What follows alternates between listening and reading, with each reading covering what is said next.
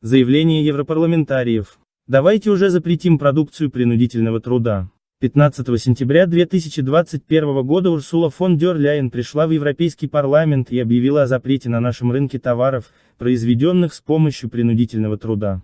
Пришло время, чтобы Европейская комиссия выполнила это обещание. Пришло время запретить продукцию современного рабства, поступающую на европейский рынок. Рубашки, обувь или автомобили, сделанные порабощенными уйгурами, туркменами или подневольными рабочими из любой точки мира, больше не должны продаваться в наших магазинах.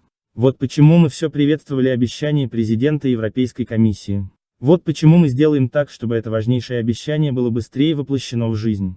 Мы убеждены, что регулирование торговли, дополняющее законодательные предложения Комиссии об устойчивом корпоративном управлении, является лучшим и самым простым способом ввести этот запрет. Это возможно? Соединенные Штаты сделали это, и Европейский Союз должен это сделать. Все, что нам нужно, это политическая воля Европейской комиссии. Любые попытки отложить или разбавить его будут недопустимы. Поэтому мы призываем исполнительного вице-президента и комиссара по торговле Валдиса Домбровскиса запустить этот процесс. Наш посыл ясен: мы хотим запретить импорт продуктов рабства, и мы хотим это сейчас. Данное заявление подписали 300 европарламентариев.